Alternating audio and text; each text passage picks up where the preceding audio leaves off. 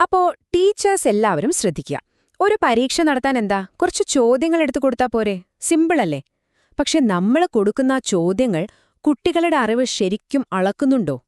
അതൊരു വലിയ ചോദ്യമാണല്ലേ? പലപ്പോഴും അതൊരു തലവേദനയാണ്. അപ്പോ എങ്ങനെയാണ് വെറുമൊരു ടെസ്റ്റ് എന്നതിലുപരി ശരിക്കും ഇഫക്റ്റീവായ നല്ല പരീക്ഷകൾ തയ്യാറാക്കാൻ പറ്റുക? അതിനെക്കുറിച്ചാണ് നമ്മളിന്ന് സംസാരിക്കാൻ പോകുന്നത്.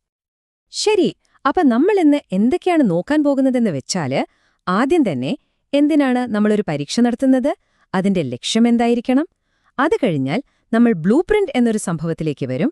ടെസ്റ്റിന്റെ ഒരു മാസ്റ്റർ പ്ലാനാണത്. പിന്നെ എങ്ങനത്തെ ചോദ്യങ്ങൾ ഉപയോഗിക്കണം, ഗ്രേഡ് ഇടുന്നത് മാത്രമല്ല, കുട്ടികൾക്ക് എവിടെയാണ് പ്രശ്നമെന്ന് കണ്ടുപിടിക്കുന്ന ഡയഗ്നോസ്റ്റിക് ടെസ്റ്റിംഗ് എന്താണെന്ന് നോക്കും.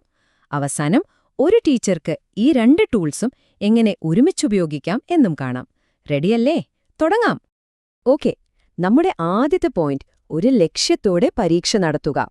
സത്യം പറഞ്ഞാല് പലപ്പോഴും നമ്മൾ ഒരു യൂണിറ്റ് തീർന്നാൽ ഉടനെ ഒരു ടെസ്റ്റ് വയ്ക്കും, അല്ലേ? മാർക്കിടണം, പോർഷൻസ് തീർക്കണം. പക്ഷേ ഒരു നിമിഷം ആലോചിച്ചു നോക്കൂ, ആ പരീക്ഷ കൊണ്ട് നമ്മൾ ശരിക്കും എന്താ ഉദ്ദേശിക്കുന്നത്?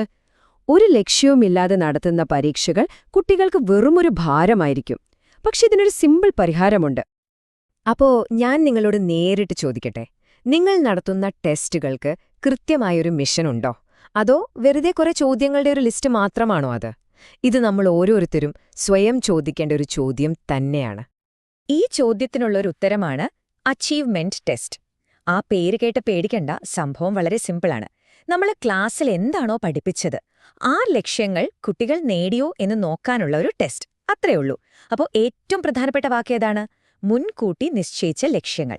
അതായത് കുട്ടികൾക്ക് 2+2 കൂട്ടാൻ പഠിപ്പിക്കുക എന്നതായിരുന്നു നമ്മുടെ ലക്ഷ്യമെങ്കിൽ പരീക്ഷയിലും അതളക്കാനുള്ള ചോദ്യം തന്നെ വരണം. അല്ലാതെ പെട്ടെന്നൊരു ഡിവിഷന്റെ ചോദ്യം ഇട്ടിട്ട് കാര്യമില്ലല്ലോ. ഇത് വെറും ഒരു ടെക്നിക്കൽ കാര്യമല്ല, ഇതൊരു ഫിലോസഫിയാണ്. ഈ ചിത്രത്തിൽ കാണുന്ന പോലെ 3 കാര്യങ്ങൾ എപ്പോഴും ഒരുമിച്ച് പോണം. നമ്മുടെ ലക്ഷ്യങ്ങൾ, അതായത് ഒബ്ജക്റ്റീവ്സ്, പിന്നെ നമ്മൾ കൊടുക്കുന്ന പഠനാനുഭവങ്ങൾ അല്ലെങ്കിൽ ലേണിംഗ് എക്സ്പീരിയൻസസ്, അവസാനം നമ്മുടെ വിലയിരുത്തൽ, അതായത് ഇവാലുവേഷൻ. ഇത് മൂന്നും ഒരു ത്രികോണം പോലെയാണ്. ഒന്നിന്റെ ബാലൻസ് തെറ്റിയാല് മൊത്തത്തിൽ താളം തെറ്റും. എല്ലാം കണക്റ്റഡാണ്. ശരി, അപ്പോ ലക്ഷ്യങ്ങൾ സെറ്റായി. ഇനി എങ്ങനെയാണ് ഈ ലക്ഷ്യങ്ങൾ വെച്ച് നല്ല ബാലൻസ്ഡ് ആയിട്ടുള്ള, കുട്ടികളോട് നീതി പുലർത്തുന്ന ഒരു ടെസ്റ്റ് ഉണ്ടാക്കുക? അതിനൊരു കിഡ്ലൻ ടൂൾ ഉണ്ട്. നമുക്കതിലേക്ക് പോകാം. ഒരു നല്ല അച്ചീവ്മെന്റ് ടെസ്റ്റ് ഉണ്ടാക്കുന്നതിന് പ്രധാനമായിട്ടും 6 സ്റ്റെപ്പുകളുണ്ട്. 1. പ്ലാനിംഗ്. 2. ഡിസൈൻ ഉണ്ടാക്കൽ. 3. നമ്മുടെ ബ്ലൂ പ്രിന്റ് തയ്യാറാക്കൽ. പിന്നെ ചോദ്യങ്ങൾ എഴുതുക, സ്കോറിംഗ് കീ ഉണ്ടാക്കുക, അവസാനം ആ ചോദ്യങ്ങളൊന്ന് ആനലൈസ് ചെയ്യുക. ഇതിലെല്ലാം നമ്മൾ പോകുന്നില്ല, പക്ഷെ ഇതിലെ ഏറ്റവും പ്രധാനപ്പെട്ട ചില കാര്യങ്ങൾ നമുക്കൊന്ന് നോക്കാം. അപ്പോൾ പ്ലാനിങ്ങും ഡിസൈനും തമ്മിൽ എന്താ വ്യത്യാസം? പലർക്കും ഒരു കൺഫ്യൂഷൻ ഉണ്ടാവാം. പ്ലാനിംഗ് എന്ന് പറഞ്ഞാൽ ടെസ്റ്റിന്റെ പുറംചട്ട തീരുമാനിക്കുന്നത് പോലെയാണ്. അതായത് എന്തിനാണ് ഈ ടെസ്റ്റ്, എത്ര മാർക്ക്, എത്ര സമയം, ബേസിക് കാര്യങ്ങൾ. പക്ഷേ ഡിസൈൻ എന്ന് പറയുന്നത് അതിന്റെ ഉള്ളിലേക്ക് കടന്നുള്ള പണിയാണ്. ഏതു പാഠത്തിന് എത്ര വെയിറ്റേജ് കൊടുക്കണം, എത്ര എളുപ്പമുള്ള ചോദ്യങ്ങൾ വേണം, എത്ര പാടുള്ളത് വേണം, എസ്സേ ചോദ്യം വേണോ വേണ്ടേ, ഈ കാര്യങ്ങളൊക്കെ തീരുമാനിക്കുന്നതാണ് ഡിസൈൻ. ഇപ്പൊ സ്ക്രീനിൽ കാണുന്നതാണ് നമ്മുടെ സൂപ്പർ സ്റ്റാർ ബ്ലൂ പ്രിന്റ്.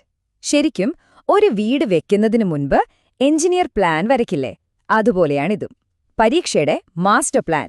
ഈ ടേബിൾ നോക്കിയാൽ അറിയാം ഏത് പാഠത്തിൽ നിന്ന് എന്ത് കഴിവ് അളക്കാൻ ഏത് തരം ചോദ്യമാണ് ചോദിക്കുന്നതെന്ന്. ഇതിന്റെ ഏറ്റവും വലിയ ഗുണമെന്താണെന്നോ? ഇത് നമ്മുടെ ടെസ്റ്റ് ബാലൻസ്ഡ് ആണെന്ന് ഉറപ്പാക്കും. ചില പാഠങ്ങളിൽ നിന്ന് മാത്രം ചോദ്യങ്ങൾ വരുന്നത് ഒഴിവാക്കാം. അതുകൊണ്ടാണ് ഇതിനെ ഒരു 3D ചാർട്ട് എന്ന് പറയുന്നത്. കാരണം ഇതിൽ 3 ഡയമെൻഷൻസ് ഉണ്ട്. 1. ഏത് കണ്ടന്റ് അഥവാ പാഠഭാഗം. 2. എന്ത് ഒബ്ജക്റ്റീവ് അഥവാ കഴിവാണ് നമ്മൾ ടെസ്റ്റ് ചെയ്യുന്നത്. 3. ഏത് ടൈപ്പ് ചോദ്യമാണ് ഉപയോഗിക്കുന്നത്. അപ്പോൾ ഇത് വെറുമൊരു ലിസ്റ്റല്ല, പരീക്ഷയുടെ ഒരു കംപ്ലീറ്റ് എക്സ്റേ ആണെന്ന് പറയാം. അപ്പോ നമ്മുടെ മാസ്റ്റർ പ്ലാൻ റെഡി. ഇനി അതിൽ നിറയ്ക്കാനുള്ള ബിൽഡിംഗ് ബ്ലോക്സുകളെപ്പറ്റി സംസാരിക്കാം. അതായത് നമ്മൾക്ക് ഉപയോഗിക്കാൻ പറ്റുന്ന പലതരം ചോദ്യങ്ങളെക്കുറിച്ച്. ചോദ്യങ്ങളെ നമുക്ക് സിമ്പിളായി 2 ആയിട്ട് തിരിക്കാം. 1. Free response. പേര് പോലെ തന്നെ ഉത്തരമെഴുതാൻ കുട്ടിക്ക് ഫ്രീഡമുണ്ട്. എസ്സേ ചോദ്യങ്ങളൊക്കെ ഇതിന് ഉദാഹരണമാണ്. മറ്റേതാണ് ഫിക്സഡ് റെസ്പോൺസ്. ഇവിടെ അങ്ങനൊരു ഫ്രീഡമില്ല. തന്നിരിക്കുന്ന ഓപ്ഷനുകളിൽ നിന്ന് ഒരെണ്ണം സെലക്ട് ചെയ്യണം. നമ്മുടെ മൾട്ടിപ്പിൾ ചോയ്സ് ഒക്കെ പോലെ. ഇനി ഈ ഫിക്സ്ഡ് റെസ്പോൺസിലെ ഒബ്ജക്റ്റീവ് ടൈപ്പ് ചോദ്യങ്ങളെ നമുക്ക് വീണ്ടും 2 ആയി തിരിക്കാം. ഓർക്കുക, സപ്ലൈ വേഴ്സസ് സെലക്ഷൻ. സപ്ലൈ എന്ന് പറഞ്ഞാൽ കുട്ടി ഉത്തരം സപ്ലൈ ചെയ്യണം, അതായത് ഓർത്തെടുത്തെഴുതണം. സെലക്ഷൻ എന്ന് പറഞ്ഞാലോ തന്നിട്ടുള്ളവയിൽ നിന്ന് ശരി ഉത്തരം സെലക്ട് ചെയ്യണം, അതായത് തിരിച്ചറിഞ്ഞാൽ മതി. ഒന്ന് റീകോളാണ്, മറ്റേത് റെക്കഗ്നിഷൻ. ഈ സെലക്ഷൻ ടൈപ്പ് ചോദ്യങ്ങൾ നമുക്കെല്ലാവർക്കും അറിയുന്നതാണ്. നമ്മുടെ true or false, multiple choice, പിന്നെ മാച്ച് ദ ഫോളോയിങ് ഒക്കെ. ഇവിടെയെല്ലാം ഉത്തരം കൺമുന്നിൽ തന്നെയുണ്ട്. ശരിയായത് ഏതാണെന്ന് തിരിച്ചറിഞ്ഞാൽ മാത്രം മതി.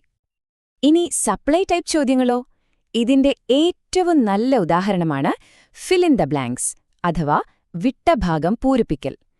ഇവിടെ കുട്ടി സ്വന്തം ഓർമ്മയിൽ നിന്ന് ഉത്തരം കണ്ടെത്തി എഴുതണം. ഇത് വേറൊരു സ്കില്ലാണ് ടെസ്റ്റ് ചെയ്യുന്നത്. ഓക്കെ, അപ്പോൾ അച്ചീവ്മെന്റ് ടെസ്റ്റ് നമുക്ക് പറഞ്ഞു തരും ഒരു കുട്ടിക്ക് എത്ര മാർക്ക് കിട്ടി, അല്ലെങ്കിൽ അവരെന്തൊക്കെ പഠിച്ചു എന്ന്. പക്ഷേ ചില കുട്ടികൾക്ക് മാർക്ക് കുറവായിരിക്കും. എന്തുകൊണ്ടാണ് അവർക്ക് പഠിക്കാൻ പറ്റാത്തത്? അവർക്കെവിടെയാണ് ബുദ്ധിമുട്ട്? ഈ ചോദ്യത്തിന് ഉത്തരം തരാൻ അച്ചീവ്മെന്റ് ടെസ്റ്റിന് കഴിയില്ല. അതിന് നമുക്ക് വേറൊരു ടൂൾ വേണം. അവിടെയാണ് ഡയഗ്നോസ്റ്റിക് ടെസ്റ്റിന്റെ റോൾ.